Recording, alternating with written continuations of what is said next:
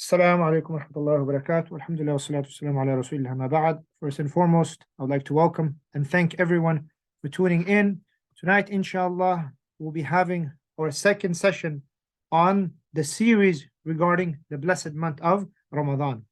As I mentioned before, we're going to have miscellaneous topics, but each one will be related to the month of Ramadan. And this first session is going to be regarding the Quran. Now, you might be wondering, how is Quran related to Ramadan? Well, it is very much related. And as I mentioned last week, there's actually a stronger connection between Ramadan and Quran versus Ramadan and fasting. The reason Ramadan is blessed and holy is not because of fasting. It is because of the Quran being revealed in it. شهر رمضان الذي أنزل فيه القرآن. The month of Ramadan is the month in which the Quran was revealed in it. Because the Quran was revealed in it, and because other scriptures were revealed in it, therefore, later on in the ayah it says, فَمَنْ شَهِدَ مِنْكُمُ الشَّهْرَ فَلْيَصُمْ. Whoever amongst you witnesses the month should fast it. So inshallah, we'll speak about Quran, and I don't think we'll be able to do justice to even introducing this topic, because this is such a beautiful and such an important topic. And personally for me, I'm very passionate about this topic regarding the miraculous nature of the Quran. You can use this in so many different ways.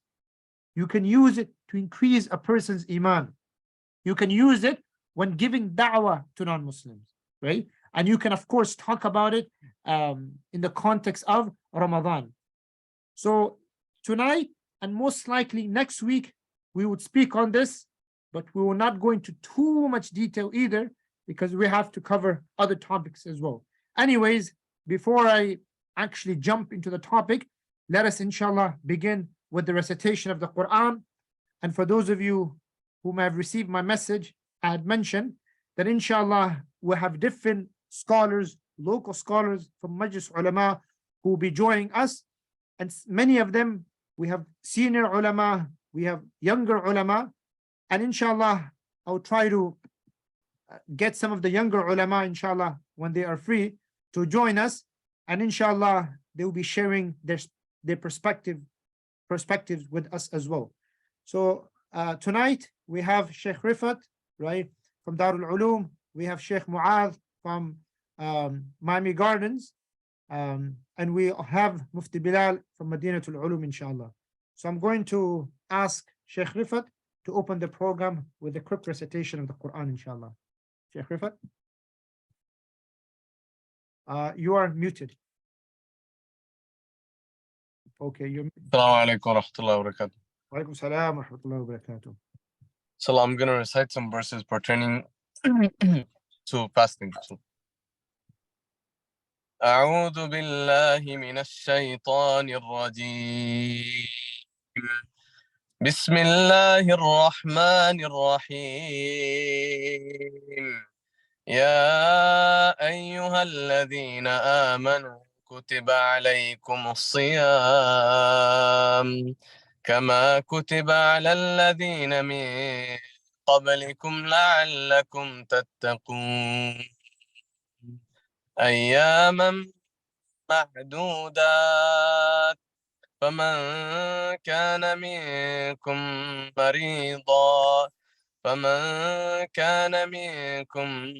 مريضا أو على سفر فعدة من أيام أخر وعلى الذين يطيقونه فدية طعام مسكين فمن تطوع خيرا فهو خير له وأن تصوموا خير لكم إن كنتم تعلمون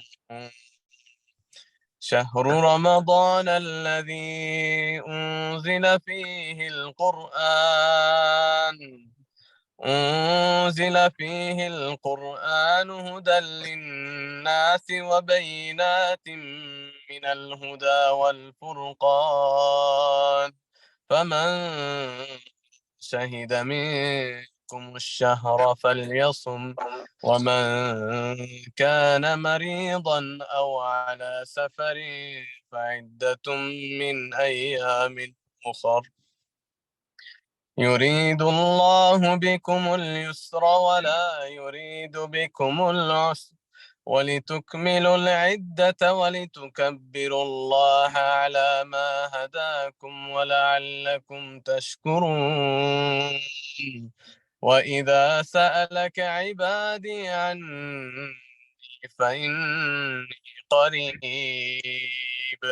أجيب دعوة الداعي إذا دعاني فليستجيبوا لي وليؤمنوا بي لعلهم يرشدون صدق الله العظيم. Jazakallah khair, Sheikh Rifat, for that beautiful and heart-melting recitation of the Quran. There's always a hadith that comes to my mind when someone, mashallah, recites the Quran in a beautiful voice, where the Prophet said, La hasada illa fitnatayn. The jealousy is not allowed except in two situations. And one of them is a person who has been blessed with the ability to recite the Quran, one who is dedicated to the recitation of the Quran, and he recites it during the hours of the day and night. So to be jealous of him in a positive way, not in a negative way, right? Negative type of jealousy is not allowed. What is a negative type of jealousy? Someone is blessed with something and you hope he is deprived of it, and instead you are given that blessing. This is haram. But to hope that you also have something similar when it comes to worldly affairs, it's of course something frowned upon. But when it comes to this is the one case, one of the two situations where it is allowed for you to have hasad. May Allah subhanahu wa ta'ala give all of us the ability and the tawfiq to recite like him, to give us the tawfiq to learn the Quran with the tajweed, with the proper recitation, and of course to understand and then implement the message of the Quran in our lives. Ameen. These verses that he recited are from Surah Baqarah. These are the famous verses regarding fasting, regarding Ramadan. And these are the only verses that talks about fasting in the month of Ramadan. There are only 5 verses. One of the verses talks about the Quran. It talks about the Quran being revealed in this blessed month. And so inshallah, I will be speaking on this topic. Today is going to be a quick introduction. And inshallah, next week, we're going to continue. Okay. Next week, inshallah, we're going to continue with this topic. Give me 1 second.